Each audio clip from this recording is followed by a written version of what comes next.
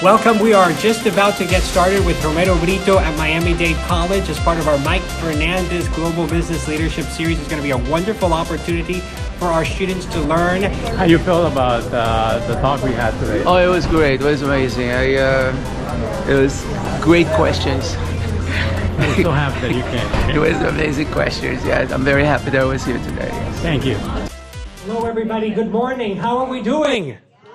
Oh, I love to see this packed room. Thank you so much for coming. My name is Alejandro Gonzalez. I'm the Executive Director of the Idea Center. How many of you are here for the first time? Yes, I love it. Thank you for coming. I hope this is not the last time that you come to the Idea Center. We're the Entrepreneurship and Innovation Center for the college, so we work with folks who are starting their own businesses, who have students who are trying to get their businesses started, and we're so excited today to be welcoming one amazing entrepreneur, Romero Britto. Thank you all for being here. We do this series as part of the Mike Fernandez Global Business Leadership Series, and we couldn't really think of a better person to invite today than someone who's really taken his art and the passion that he has for art globally. Britto's all over Miami, but he's also all over the world. And so it's really testament to the fact that with a dream, with your talents, you can go big, especially for our students. How many students do we have here today? For the students who are in the room, and I'm so glad to see so many of you, this is an example of how much and how important it is for you to never stop dreaming and continue to just keep going. So it's also happening as part of Changemaker Week, which is amazing. There's going to be over 150 events for Changemaking Week. So I'm thrilled to be doing this in partnership with my colleague and friend Sandra from our MDC Changemaking, and so I'm going to turn it over to her. Great. Good morning, everybody. It's good to have you here. So as my colleague Alejandro said, this is Changemaker Week at MDC, which is a huge event for us. This is our second annual, and it means it is our public display of our commitment and our passion for making Miami-Dade County and the world a better place. We believe that all students, all faculty, all staff, all administrators have the power and the responsibility to do good and to do well for our community. So what better way to frame today's conversation with this super esteemed artist, Romero Britto, and focus on the role of art in change making. And so many people don't think that there's a connection. Art is art and doing good is doing good, but actually there's a really important connection. There's two really quick things I'll tell you. The role of art and culture in society is essential. It is, when we think of civic engagement, when we think of civic life and democracy, healthy democracies value, respect, and revere the work of arts and culture. It is what keeps us live, vibrant. It serves many, many purposes. So the role of art today is how we're bringing change making into this conversation. And the second thing is that joy matters. Joy is a very important element of change making. It's the propulsive force behind change making. It's why we want to do better for all. So no one else can do that better than our Romero Britto, and I'm very excited to introduce this very special conversation between our own President Pumariega and Romero Britto. So help us welcome. All right, how's everybody doing? Let's give a round of applause to Alejandro at the Idea Center, the entire team, and Sandra at the Changemaking Institute and the entire team. Thank you for everything that you do. And what a lovely way to set this up about joy, because it is joy. And we were just standing outside and we were looking at the piece with the art, with the hearts. And I said, oh, that makes my heart happy. And you said it, mine does too. And I think that's the first question, is like, when did you know art made your heart happy? And it was what you wanted to, it's the way that you wanted to show up to the world. Well, it was not one day. It was like many days. And also people were telling me, how your art make me happy, your art make me feel this way and that way. And I was like, I was just doing my thing. It's like, as a young artist at that time, of course I don't feel that old, but, it was some time ago. Still young. And then it was just like, people started telling me this. It was just, I just enjoy what I do. And then little by little, I discovered that my art brought me happiness. It was just I enjoy, but I was not, I never really, I was always, I can relate to a lot of people today because it's very hard when you're doing your thing and you're a young person and you're just self-discovering, trying to find what you like doing and just question so many things around you. And but it was little by little, and people helped me to find it, and even today, nothing to do with my art, but like things that I find out. Like the other day, I realized that I really enjoy listening because I love music, but when I go to the beach, I try to go to the beach as much as possible, and I love to hear the sound of the water. And the other day, I was like, wow, it's amazing. I love the sound of the waves. And I don't want to listen to nothing but the waves in the morning. So, it's just like things like that. But with my art, it was really people, telling me, and they helped me to find it. I love that because I think so many times students and folks will ask, how do you find your purpose and your passion? And Sandra alluded to a little bit about change making and joy, right? And I'd like to say it's more like that genius zone. It's not just what you are passionate about and what you feel a sense of purpose, but that you're also good at and that you love doing, right? And if you can find that zone, then that all kind of comes together. And it seems like there was this moment. This is the Idea Center. So the Idea Center at the college is a place where the community comes together or students come together to ideate on ideas and to think about how can they take an idea to make it a plan and to execute on it, whether it's building their business or sometimes internally, whether it's building a better process for students. There was a moment around entrepreneurship for you. And so talk to us a little bit about, Romeo, not just the artist, but the entrepreneur, because we're sitting in this entrepreneur institute called the Idea Center at Miami-Dade College. It's a good question. A lot of people say, oh my God, you're such a great business or whatever. I don't see myself as a good business person. I just love what I do. And I think once you discover what you like to do, you try to do your very best. And the one thing that I always try is to find people that I feel, they're good people, good like professionals, surround yourself. Like I was telling to a friend of mine the other day because he was like, oh my God, am I going to get a promotion? I'm so worried about this new position. I was like, don't worry about it, because what you can do, not too many people can do, is to walk into a room and talk to everyone. And you can always find a great lawyer. You always can find a great accountant. You can find people that can help you to put your vision out, but you can relate to people, and it's not everybody can do that. So, in my case, I always like to, I think it's super important to be organized, and I always like organization, and I try to organize as much as possible my surrounding, because I would be able to do, function better with my head, because if I walk into a place, it's kind of very disorganized, it's very complicated for me. In my studio was very challenging throughout the years, but now I can deal with that because, my studios are living space, so it's always something moving around. And so I had to deal with that, but in the past I had to see things in a certain place. But today I understand that everything else outside the studio got to be one way, but when it comes to my area. But, it's a good question about the business side of it. And there's not a recipe. I usually tell people, how can I do it? Because every person can function one way, and we all have different, paths and journeys and aspiration, all kind of things. And the way I've done it can be totally different of somebody else. But I can give an example to you, like simple example, in particular in the arts. One day I was living in a restaurant, and then this young artist come to me, and he told me, oh, I want to show my art to you. And I was like, yeah, show it to me. And he showed me this portfolio of beautiful paintings of horses. And I asked him how big they are. Oh, they're very big. And I was, how much they are? And then he gave me this huge amount of money, prices. And I was like, okay, maybe I can, you ask me in my advice, why don't you do smaller pieces? Because if somebody like your work and they don't have space and they don't want to spend so much money, they still have an experience with your art in a small version. That's one thing I told him.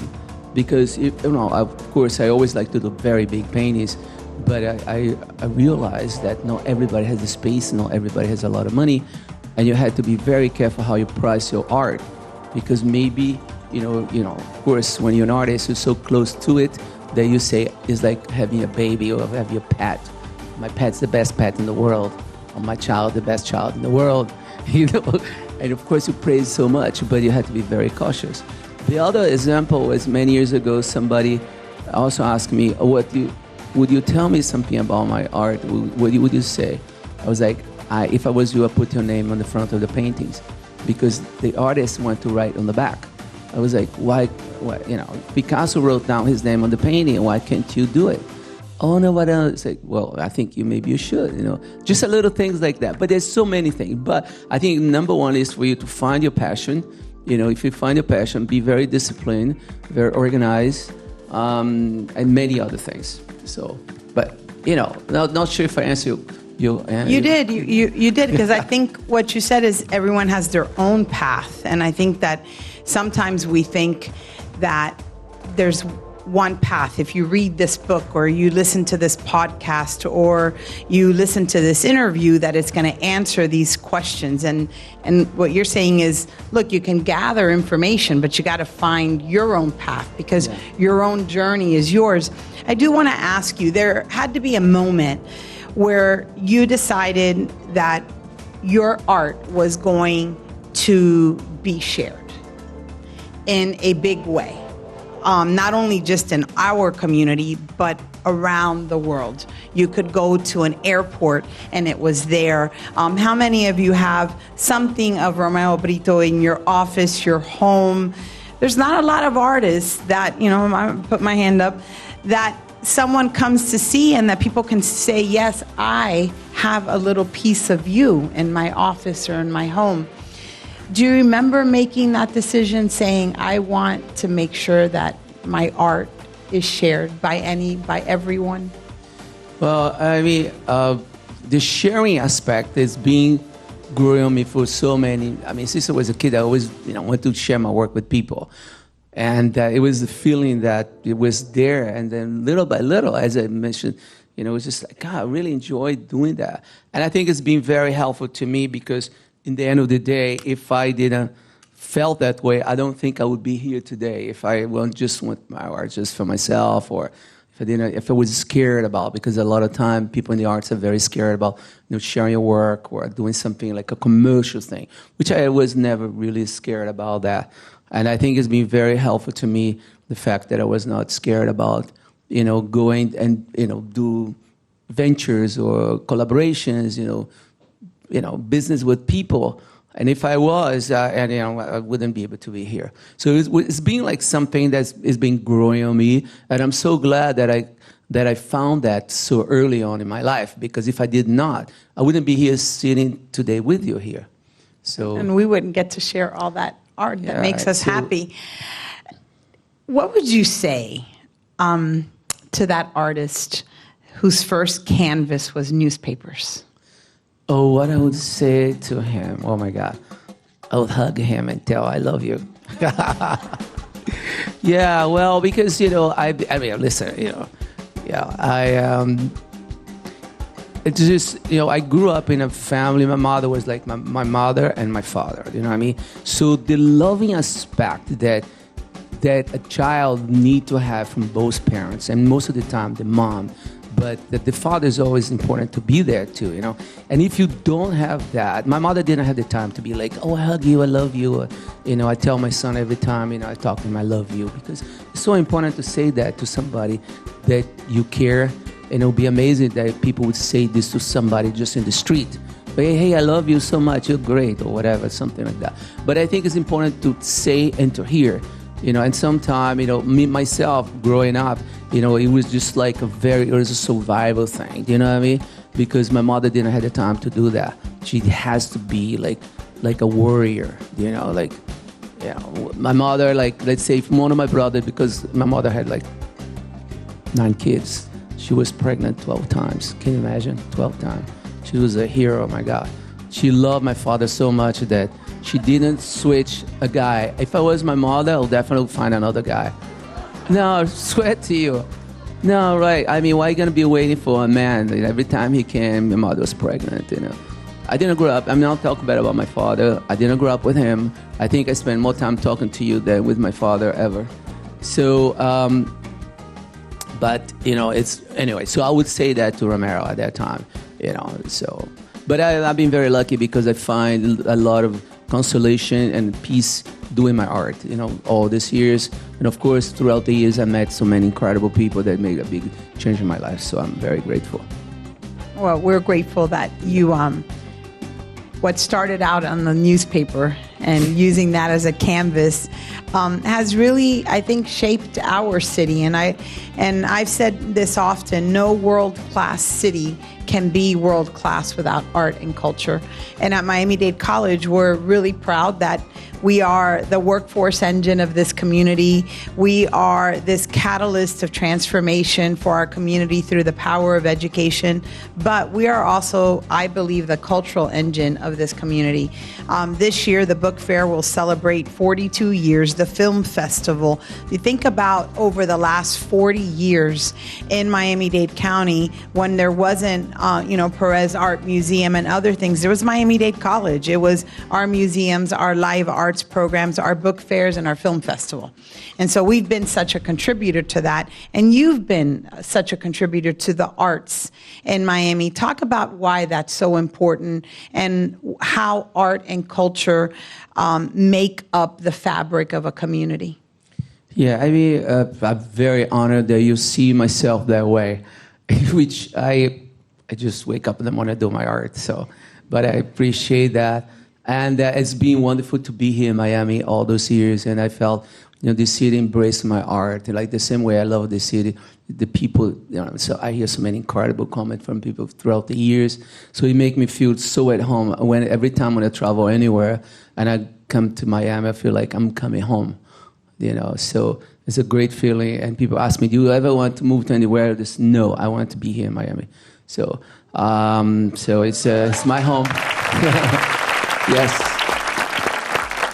but it's very true. I mean, it's so important to have, a community college like Miami-Dade Community College, to have an institution like this that make the city to be like Miami to be what it is today. Without that, having that, and also incredible community leaders that throughout the years have supported and donated money and stay in Miami, move to here, and invest in here. And we can go, the list goes on and on. And somebody like yourself, that you stay here in Miami, because a lot of time people grow in a community and they move somewhere else and they just find themselves somewhere. So it's great to be, to be in Miami. I'm very grateful and very, happy to have the support of a city like this. So thank you. We are glad you're here and you feel home here. I know when I hit Concourse D at the airport and I see your art, I know I'm home too, so it makes me feel warm. I will say that the college just turned 64. We opened our doors in 1960. And I think about how Miami's changed, but the college is still the same place. 60% of our students are first in their families to go to college. So many of our faculty and staff that are here walked through the doors of Miami-Dade College and then came back to serve and to lead at the college or to teach in the college. And so when we talked about bringing your art to the college, it's so important to us because so many of our students, there's a beautiful piece out there that's dream. And we're not just Democracy's College, we're really a dream factory for so many students that come to us with a big dream and the power of education to get there. Talk a little bit about how you feel. There'll be a piece of you and an art piece at each one of our campuses. You just helped us put together our parking decal. It's no longer going to be blue and white. It's going to have some real pizzazz to it. How do you feel about that? Yes. They don't know yet, but it's going to be arriving at your homes, and it's not going to be institutional blue or green anymore. You're probably going to be proud to display it, and it still has I am MDC, so it's perfect. How do you feel about that? How does that make you feel? Well, I mean, I feel extremely honored and very grateful to, to have, the attention, to have the support to my art of like institutions like Miami-Dade Community College, and it's pretty, it's a very hard to describe the feeling of that I have of such appreciation, when somebody wants to have my art at their home or in a company or in the front of a building or somewhere, it's really incredible. It's like, wow, I can't believe that this person likes so much my art to do that. Well, like even somebody that do a tattoo with my work was like, oh my God. I mean, there's a lot of people, I don't know if you know, that have, made tattoo, of my art and their skin, which is like, wow, that's unbelievable. But pretty permanent there. Permanent, yes. I mean, it's like, actually today I don't ask anymore because, speaking about that too, I was having an unveiling in New York, and then somebody came to me and said, I used to work with Yoko Ono, blah, blah, blah. And by the way, I have a tattoo. I was like, where? And the person wanted to show me right there in the middle of the party. So I don't ask anymore, where's the tattoo? I don't. But I had to say, I wouldn't be able to do so many things if I didn't have an incredible team. And I'm so grateful to have an incredible team. Like here, I have Jenny and Joy here. But, in the studio, I have lots of people that are really believers in this story and the journey. And so I'm very grateful on that. But, at the end of the day, you have to have, if you can't find a dream, the sooner you can find the dream, what you want, or maybe stop, because sometimes it's happening to you, but you don't pay attention. Like sometimes you have something so spectacular happening to you in your work or in your life, but you need to stop and really say, oh my God, this is happening. And then you go and pay attention, because sometimes it's just telling you, hey, I'm here, this is happening, it's happening. Or you have, say, I don't know, you work in a company or an opportunity come in front of you, and you just have to be aware, because sometimes we're not aware what's happening. It's calling you, but you're not pay attention. And I don't know how to say that too, because there's many forms that something comes to you, and sometimes, it's just right in front of you, like a sign, it's like, but you need to be aware of it. Being present is so important. And now spending time with you a couple of times, you get that. You're like present. And I think that sometimes when we're racing to the next thing, we forget that the obvious answers are right with us if we just stay present enough. And all of us, right, we're pulled in different directions. And I think the best source of inspiration and innovation is being present in the moment, so you can see and feel what's happening. And from that place, Sandra, you make change, right? And that's where change making happens. It's not just going through the motion of service, but it's understanding the why. So I just wanted to kind of recap, because I think it's so important for our students and faculty and community that's here. Why we wanted you on our campuses was to share, right? To share your story of inspiration with our students, that our students, maybe they haven't been to your studio, or maybe they don't know about your art, and now it connects them to Miami-Dade College, that there's a place on each one of our campuses that we hope will turn into the selfie wall. And people will take selfies and spread joy and happiness, that they're having this happy moment, this dream moment at the college, and making that kind of anchoring that connection. And so it's important, for us, and I know it was important for you as you were thinking at this point. Before I open it up to some questions, I wanted to ask you, what is a day in Romero Britto's life look like? Oh, my day. Oh, my gosh. Okay, maybe I could. Okay, all right. The day could be it's always different, But one thing that I don't sleep a lot, so I'm going to share this with you. So it's like a struggle for me to sleep. So my day may start like the other day, start like 1 o'clock, and I end up finally being able to sleep a little bit at 4, but 7 o'clock I was up. So, but usually I wake up early. If I sleep good or bad, it's always like I wake up many times. And the first thing I do usually, most of the time, like 90%, is to do my bed. So I do my own bed. People think that, that somebody's doing my bed, but I do my bed. So I do my bed, I take a shower, or if I don't do the shower before, I go to walk on the beach, and I come back home, and then I do mix my, like something with water and lemon and, vinegar and a bunch of stuff that I put on. And I drink All right, in the you morning. guys got that, right? Water, lemon, vinegar. Room temperature. And then I do get messages, text messages or WhatsApp or whatever.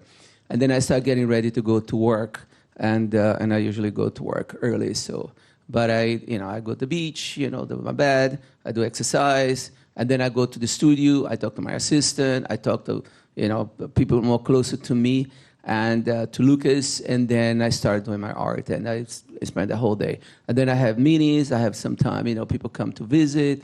In the past I did a lot of lunches, and then a friend of mine told me, "Don't do lunches, Romero, because it's gonna be, if you do lunch, you break your day. You're gonna lose so many hours."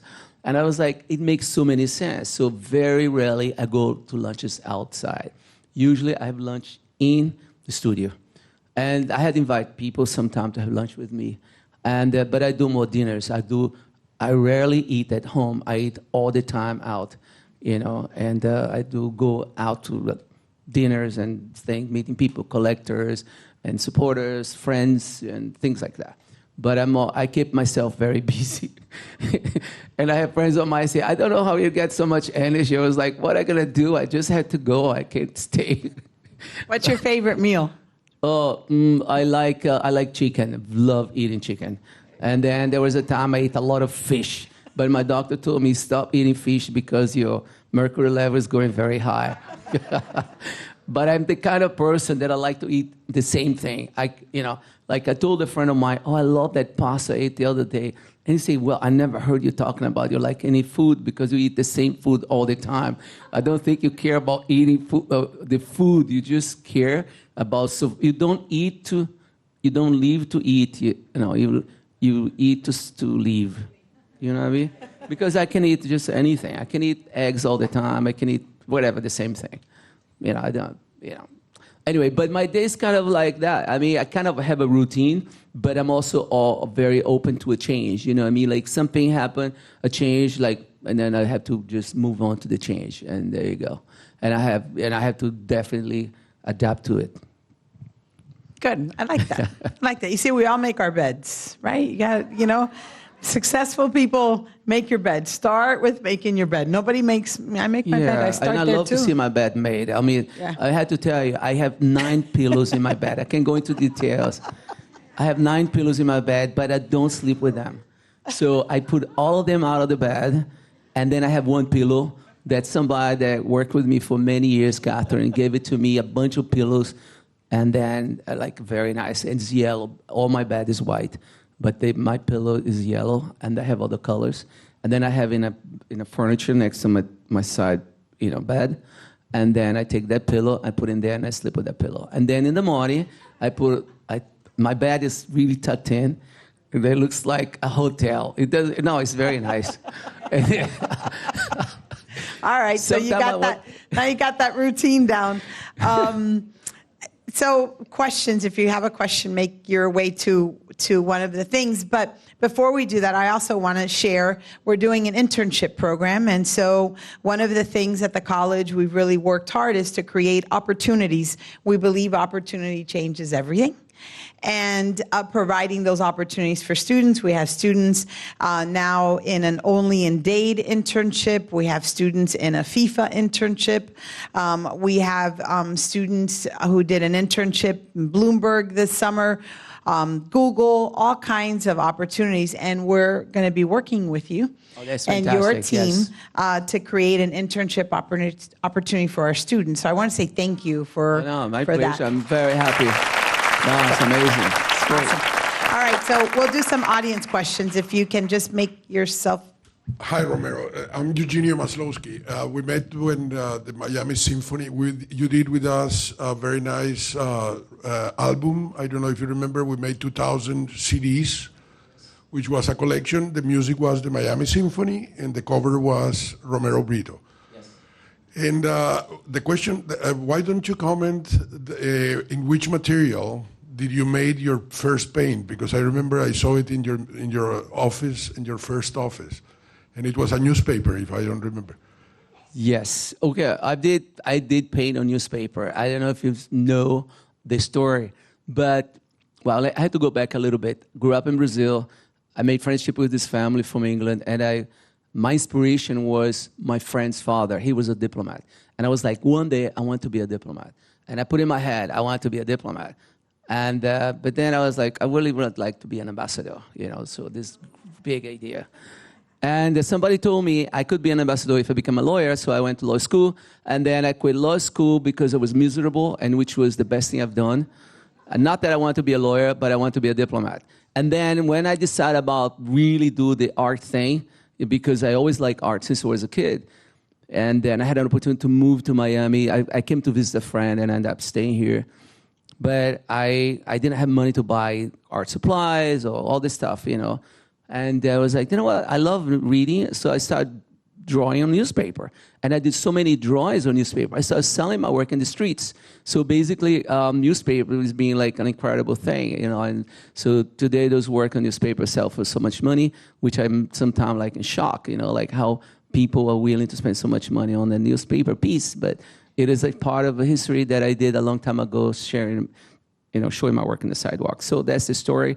Many years ago, I met the guy from Miami Herald, and he said, Romero, if I knew you paint on newspaper, I would send you truckloads of papers for you. David Lawrence. I was like, but I don't think he would pick up my call. But anyway, so that's the story. I used to paint on newspaper. Yes, I did. Hi, Romero. ¿Cómo você está? ¿Estoy bien? How I'm doing? Yes. Well, I'm doing, listen, do you know that joke on social media, people say to you, what are you doing? And you say, I'm doing my best, my very best. Yeah. Have you seen that? Yes, I have. My You're question to you is, what would you say to your younger self if you had the chance to say, like, if you can give some inspiration to your younger self?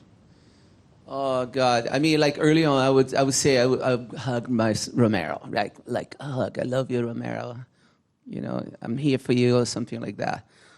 Because when when you're a young person, and you have so many questions, so many things that goes in your head, and sometimes you have people next to you that can really, guide you, or help you.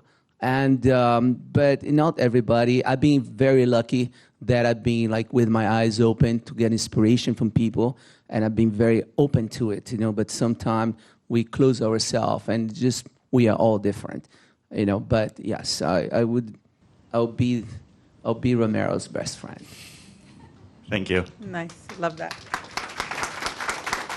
So thank you. What project are you working on right now that's like exciting to you that Well, I mean, we're working so many projects. The team is going like spinning their head, because one thing was before was me, right, with a lot of ideas, but for the past few years is Romero, and I have a CEO that has so many ideas, and Lucas all the time has ideas. So between both of us, everybody's going to spin in their head. And we are opening lots of stores. I don't know if you know, but we open a lot of stores. Actually, tomorrow I'm going to go to New York to see a location, which is going to be probably the first store outside of, Florida. But the stores is like something really big that's happening there. with all of us because it moved everyone. And we have more than 100 people working there, which is like a lot of people. People usually ask me, how many people you have? I say to them, too many people. But because the most challenging thing is like putting people together, which is like, and everybody to be happy and everybody to understand what we're doing. But we're very grateful that we have that thing, the team. But, I'm also working in a body of work for a company that does video games, which is Sega, Sonic. So I'm doing this huge, beautiful thing with Sonic in Japan. My work is doing so well in Asia, which is really amazing. We're also going to open stores in Asia. We just signed a deal with a company, with a partner in Asia. And, we do project with companies, and we renew, like with Chiquita, we did, this summer, a huge thing during Design Week in Milan, which our, called the Chiquita House, was the most visited, art installation in the whole Design Week in Milan. So we got so much media, it was unbelievable. So hi, how Hello. are you? How is your day going? It's doing great, thank you. That's good to know. My name is Maria Leja, and I am an artist. I study art here in MDC. And I have a question that maybe and probably most of the art students have, and is how do you actually commercialize your art and make money with it? Because I know you are a big figure in the art world, and your pieces are amazing, and I know they are also an amazing price. So I would like to know some tips that you have for students like me that want to make money with their art. Okay, I mean, first of all, I usually tell artists, I was like, you have to create a body of work. And, let's say if I would start painting today, and I was like, I would create like a group, a collection of paintings that they could kind of be like a little family, so you could see one kind of reminds the other, and then from that body of work, you would, let's say you're going to find a place that a gallery, let's say, that to show your art, could be a gallery. I myself, I start showing my work not in a gallery, I start showing my work in a restaurant. Like after the street was in a restaurant, right? But you're gonna find a place, a gallery that has something to do with you, kind of it. Like, maybe there's still art that's very, let's say, nature, or it's gonna be about cities, or like very abstract. A gallery kind of the other artist goes along now, because many times if you're going to look for somebody, let's say if you sing rap and you're going to go to look for the manager of Andrea Bocelli, the guy's not going to understand that. You're going to need to go like DJ, let's say DJ Khaled, you need to go to DJ Khaled. But a guy like Andrea Bocelli cannot be working with, maybe they do a collaboration, because you can see a lot of collaboration, but not necessarily representing. So that's one thing. Do a body of work, and from that body of work, you're going to look for a gallery. And then from that gallery there, you're going to depend on the relationship you develop with the gallery director or the art dealer. You're going to flourish with that. But you have to be prepared to understand that not every gallery are the type of gallery that want to build a career of an artist. So you cannot depend 100% on them. You need to do your part too. You can't think, okay, now you do the job. If you're lucky enough to find a gallery that would embrace you and say, don't worry, just paint. Like there was a gallery, like an art dealer in America, he passed away. His name was Leo Castelli. I'm sure you heard about his name. But he was the guy that was behind Roy Lichtenstein, Andy Warhol, and so many other artists that became very famous American artists. But this guy, he really embraced the artist and said, don't do anything, I'll do all for you. I promote you, and you're going to be amazing. And you're going to make lots of money, and then you're going to just paint. But you have to be prepared to find two things. One, the one that embraces you, and the other one who's going to show your work, but you need to do a lot of work around promoting your art, talking about your art to people, which is really sometimes very difficult for you, for an artist, to talk about yourself. They go, hey, by the way, I do this.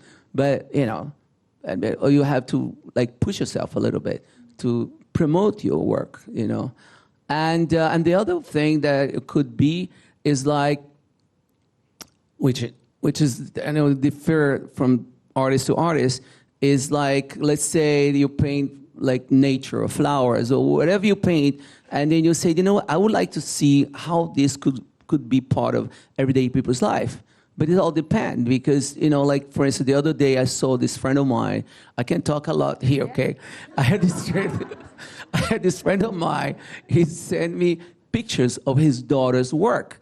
And she does beautiful pencil drawings, which was like, I had to look close because it was so beautifully done. And she was a painting inspired on religion and was all about nuns. And then, and was a nun, with a sunglass. She looks a very fashionable nun with a sunglass and a cigar in her hand. And then Master Mother? No, the Mother Superior, which was very funny because she had this attitude and she had the Mother Superior in her finger, in her cigar. And then she has this attitude of being like the Mother Superior. But then I thought, oh my God, it's a very cool piece. But I don't think, maybe you can apply this to many things, but maybe not. Maybe for fabrics, maybe for napkins. I don't know. But, you could do definitely attract a group of people that have a very funny sense of humor.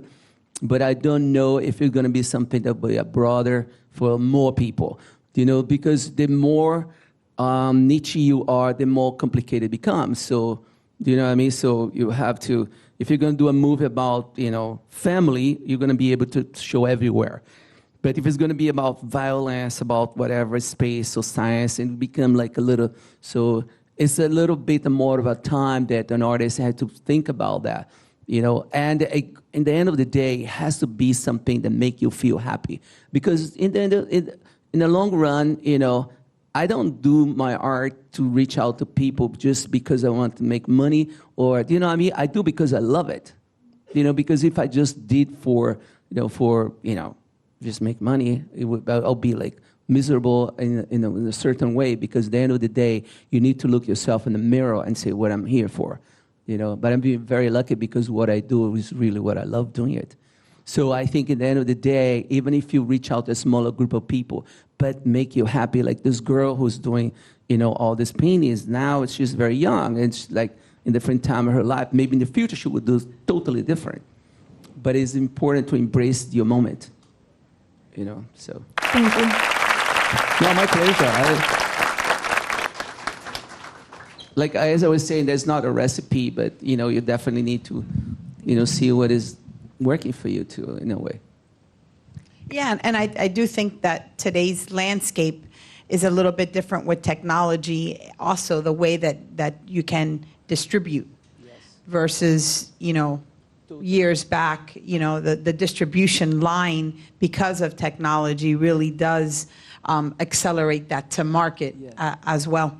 Next question. Yeah, definitely. Hi. Hello. I'm so glad I came here to meet you in real life.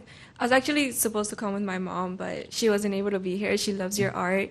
Thank you. I came here with my friend. My question for you is, I know your art is considered classical modern art. Do you prefer modern art or ancient art? People classify my art, all kind of things. People say so many things. But one thing I do, I just paint, but I do love all sort of, like moments in art history, and I think it's so amazing when I go to museums or cities and I can see the art that was done, a long time ago, going back to the Renaissance or even before. So it's really a beautiful opportunity that we have, that we have so many museums out there that are open and let us see what happened. So it's beautiful. Well, thank you. No, thank you. Hi, my name is Venus Ibarra. I'm a student here at MDC. I wanted to ask you, your work it has such a distinct style. It's recognized across like airports, offices, colleges. Like it's just so, it speaks for itself. And I wanted to ask if you ever feel like you wanted to like break free from that style, or like if it ever restricted you in any way, if like, especially it being so involved in like business, did you ever feel like, to hell with all this, I'm gonna paint like a black canvas and like a skull in the middle? Well, yeah, good question. Well, you finished? Yeah. Okay, so listen, I mean, what happens is that people have not had a chance to see throughout the years. So many things that I've done, they see most of the time, like, this is the face. Like in my style that people, became like really known out there. But I've done so many things and I'm still doing it, So, but, sometimes it takes time for those because, like, as I was saying earlier, an artist, if you don't sign your artwork and, maybe somebody may not want to buy that piece because your name is not in the front, or maybe they don't remember you or forget your name. The other thing what does happen is that, and I don't become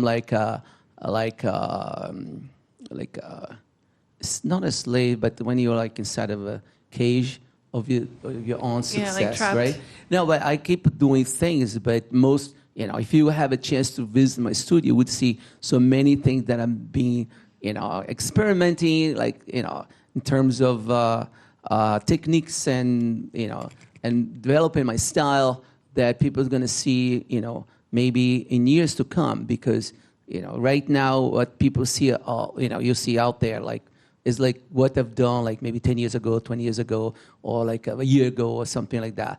That is still like, I have work that I've created that nobody ever seen, like 40 years ago. Like recently, we saw the piece of work of mine that I did when I was showing the streets, maybe 40 years ago, and we just sold to a collector. So it was a piece of work in newspapers that nobody ever saw. We never show in a gallery. It was never published anywhere. So, but I do understand what you're saying, and I always tell myself I only do what I really feel like doing because I love what I do. So, all this art that is being out there, that being put out, I love doing it. So why you keep like pulling it from a side to another when you love what you do? And then, as you keep it going, things new come out.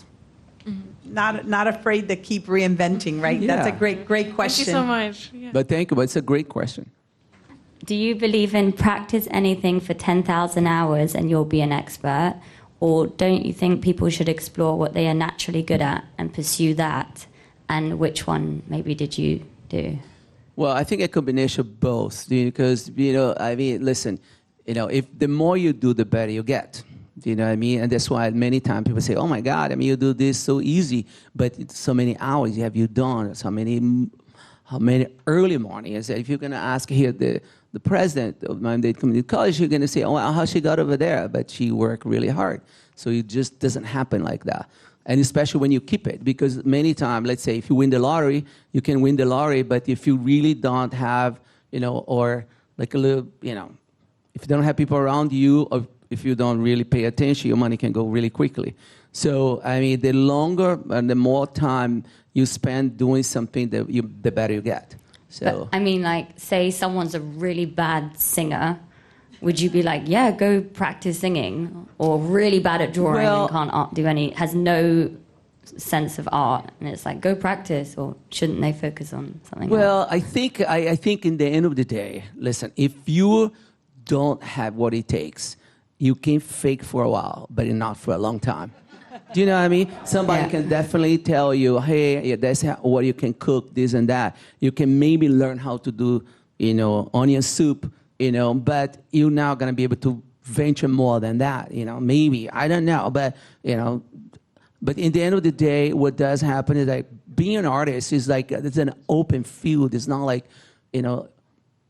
and if people be expecting, like if you also do like a businessman, like, let's say Jeff Bezos, if you get a recipe about one thing, but you cannot go more than that because it's nice that you're going to be able to have an open horizon to do so much more, like, is out there, like, like the president here or all of us here, there's so much that can be done.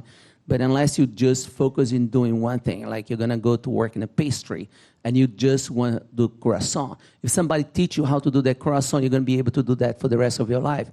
Maybe the best croissant in the world because you keep it doing over and over and over if you pay attention. Because basically there's a lot of people, millions of people out there, they wake up in the morning and they go to work in factories and everything. They hate what they do, but they do an amazing job. Think about like people that cleaning the streets or like doing work in hospital, doing so many things they don't like doing, but since they get great training, they can do that, but maybe not more than that. You know, it's something like that. What do you think?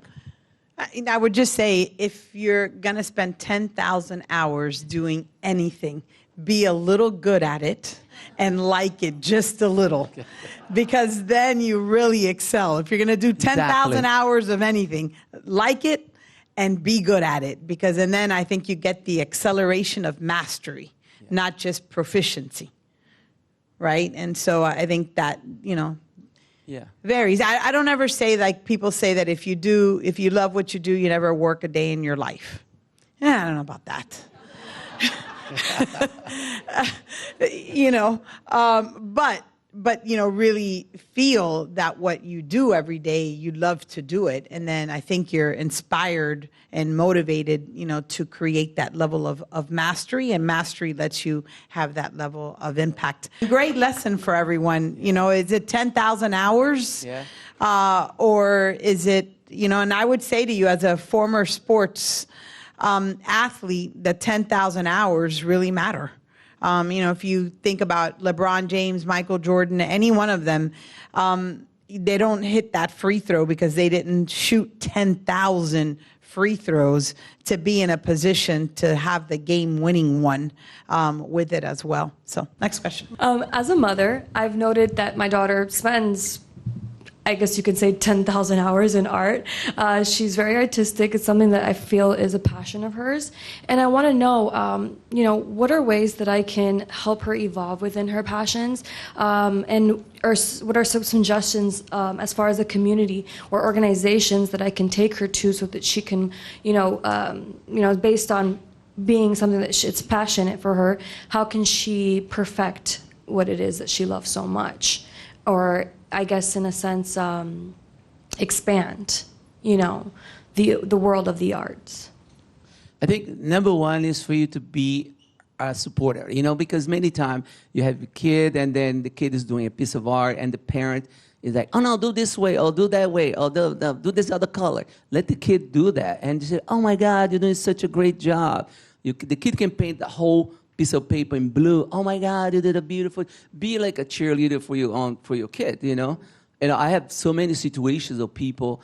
You know, I had one that was pretty interesting. Was, you know, I donated, you know, for charity, for, you know, somebody, and they bought that item and the money went for charity, right? And then the parent come, and then the kid was, you know, was a little girl, and you know, and I did a drawing for her to put it like paint in there, and I say, listen, I go inside the lines, but you go over the line if you want, okay? Whatever you want to do. If you want to paint the whole thing, you want to color, do it. Yeah. And the father was like, no, do here, do here. It was so difficult to see that. Because in the end of the day, you know, one thing is what I do, but one thing is what you want to do. You know what I mean?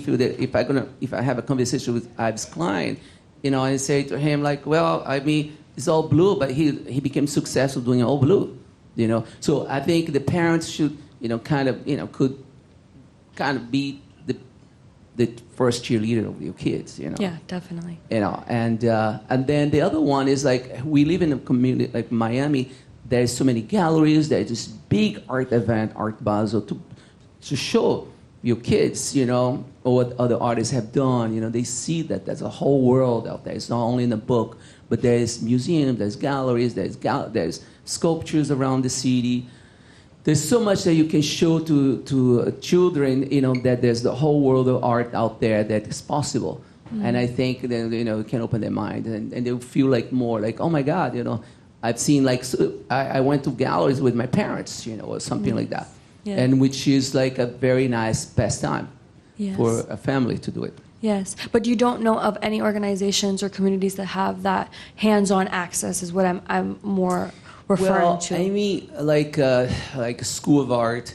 I mean, like a school. I mean, there's some school of art here in Miami, as you know, and but I think like for children, I don't see that. You know, like for kids, no. Yeah. You know, but I mean, it would be more like something that it's something that you have to kind of, you know, instill or make it like some sort of a routine to weekends and a Saturday.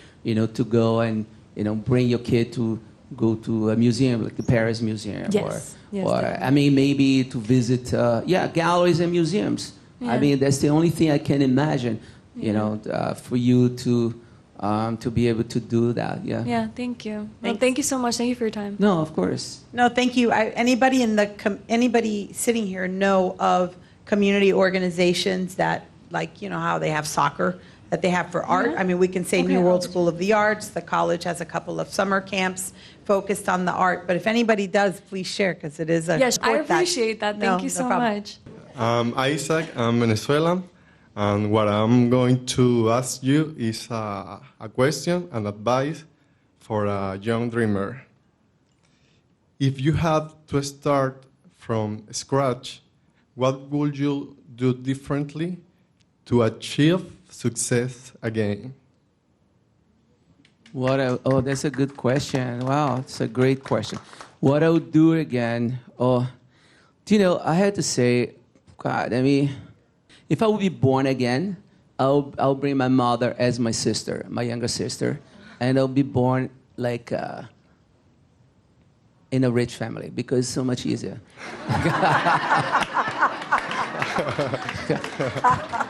You know what I mean? So, but then, that'll be like, the other day's funny thing, I was with some people, and this guy, really wealthy, I'm not going to say the name, but very wealthy, and he said, for the 3 kids, I tell my 3 sons, do what I tell you, marry rich.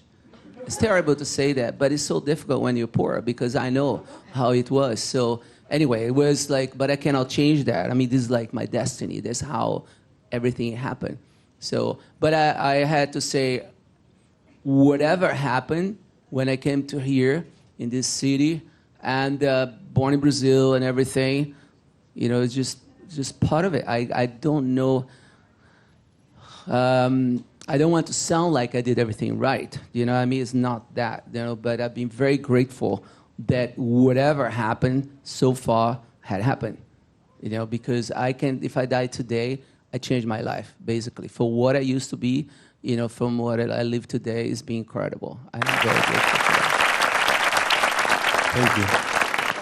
Good question. All right. So this is more of a comment than a question. Thank you so much for being here with us today. My name's Anabela. I work for Miami College, but I work here at the Idea Center.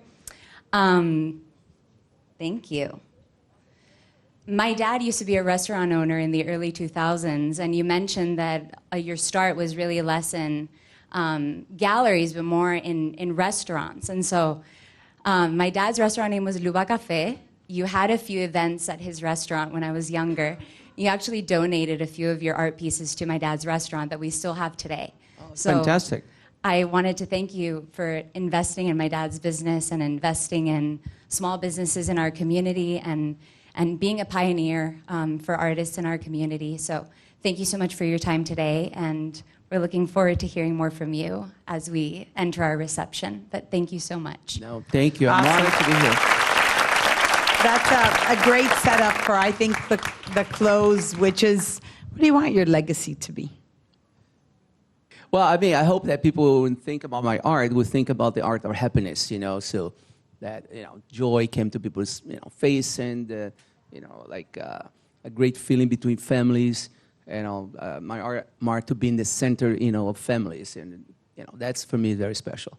Like the other day, I was talking to a friend of mine that he was telling me, I was, one son is Miami, the father was somewhere in Europe, the mother somewhere in Europe, and they're all discussing about one painting.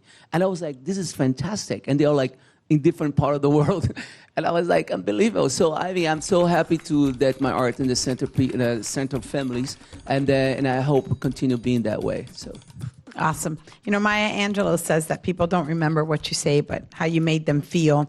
And I think that you can feel your joy and your light in this room. So thank you so much. No, thank we're you. going to go out and do a reception now, right? That's great. Thank you very much.